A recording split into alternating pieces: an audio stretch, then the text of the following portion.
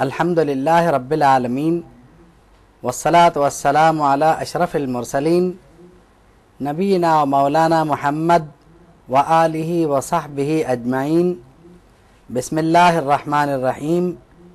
قال رسول اللہ صلی اللہ علیہ وسلم: من صام رمضانا ایمانا و احتسابا غفر له ما تقدم من ذنبه. صدق رسول اللہ صلی اللہ علیہ وسلم. یہ حدیث جو تلاوت کی گئی اسے صحیح بخاری شریف سے لیا گیا، اور اس کے لینے کا یعنی اس حدیث کے انتخاب کا ایک مقصد ہے. وہ یہ ہے کہ اس حدیث شریف کو بنیاد بنا کر، اسے موضوع بنا کر، جسے کہنا چاہیے کہ استقبال رمضان المبارک پر کچھ گفتگو کر لی جائے، کیونکہ حدیث شریف میں ذکر یہ ہے کہ جس نے رمضان کے روزے ایمان اور احتساب کے ساتھ رکھے تو اس کے پچھلے گناہ بخش دیے گئے. تو بات یہ ہے کہ یہ جاننا ضروری ہے کہ رمضان ہے کیا. ظاہر ہے کہ ہم سب اس سے واقف ہیں کہ رمضان المبارک سال میں ایک بار آتا ہے اور ہم سب اس میں روزے رکھ لیا کرتے ہیں. یعنی عمومی تاثر تو یہی ہے. اور کچھ لوگ شاید اس لیے روزے رکھ لیتے ہوں کہ بھئی سب روزے رکھ رہے ہیں، یعنی انہیں یہ علم نہ ہو کہ رمضان کیا ہے، مگر چونکہ سب روزے رکھ رہے ہیں تو وہ بھی رکھ رہے ہیں. اب خاص کر ان گھروں میں جہاں بچے ہیں، جہاں یعنی سب کو وہ روزہ رکھتے دیکھتے ہیں تو وہ بھی رکھ لیتے ہیں. لیکن اکثر اوقات ایسا ہوتا ہے کہ عدیم الفرصتی کے حوالے سے کوئی بات کی جائے کہ ہمیں فرصت نہیں ہے اس لیے ہم اس کا مطالعہ کیسے کریں، تو ہم نے مطالعہ نہیں کیا، ہم نے بھی یعنی والد اور والدہ کو روزے رکھتے دیکھا تھا، ہم نے بھی رکھ لی. تو اب اگر بچے پوچھتے بھی ہیں کہ آپ یہ بتائیں کہ رمضان کیا ہے،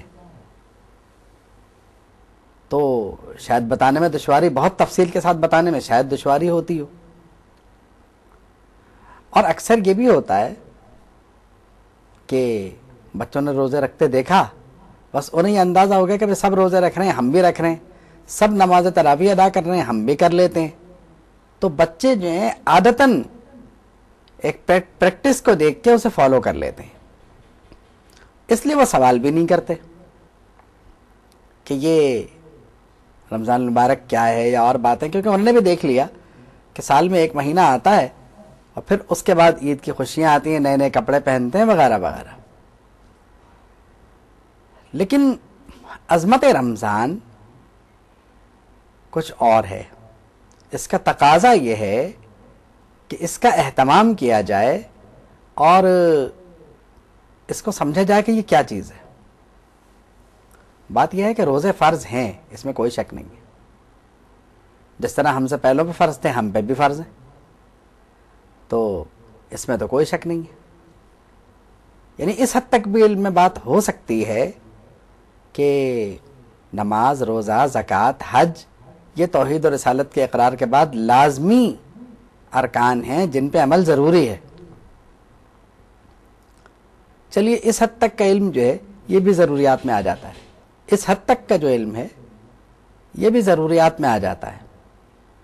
لیکن اس کے بعد کے معاملات جو ہیں، یعنی جو تفصیلات ہیں، ان کے لیے نہ کسی کے پاس اتنا وقت ہوتا ہے. عموماً خصوصیت کے ساتھ تو خیر لوگ مطالعہ کرتے بھی ہیں، اس کا رجحان بھی ہے اور اکثریت کے اس طرف میلان بھی ہے، اور علماء مدارس میں اس کا اہتمام کرتے ہیں.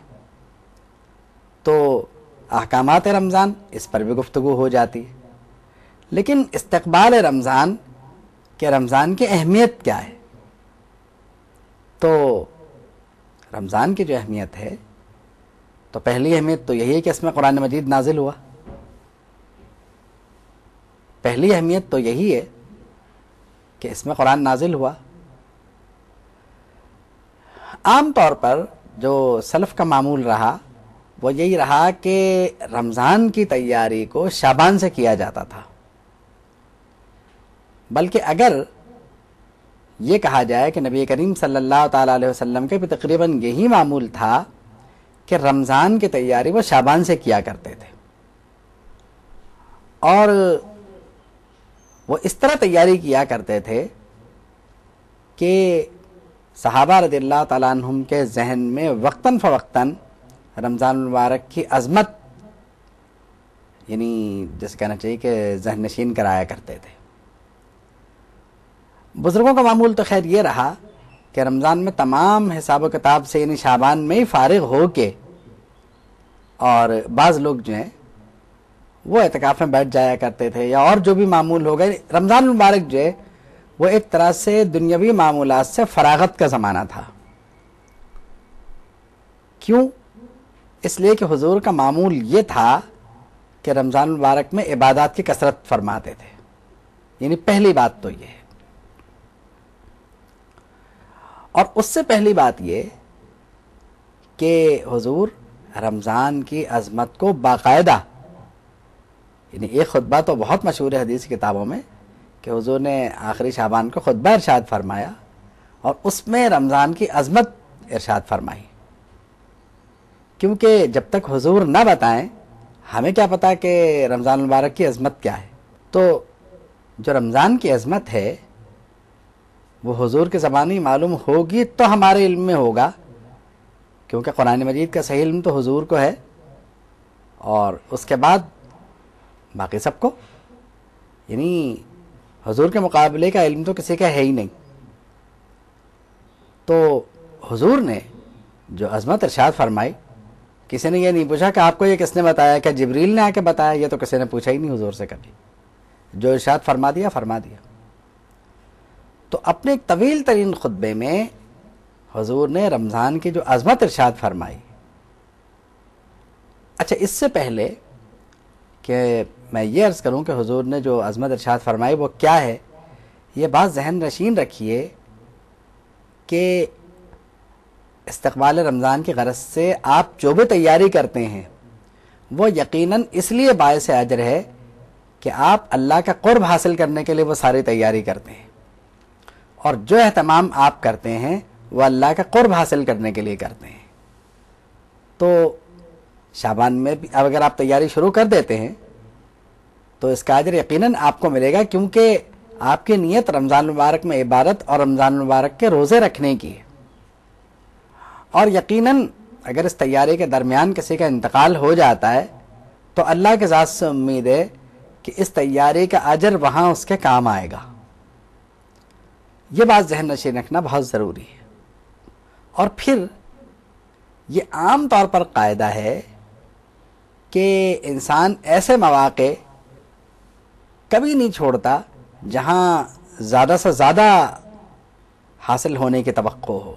مثال کے طور پر آپ اگر کسی دفتر میں ملازمت کرتے ہیں اور دوسری جگہ سے آپ کو ڈبل تنخواہ کی آفر آ جائے تو آپ کوشش کریں گے کہ یہاں سے چھوڑ کے آپ وہاں چلے جائیں، کیونکہ ڈبل مل رہا ہے۔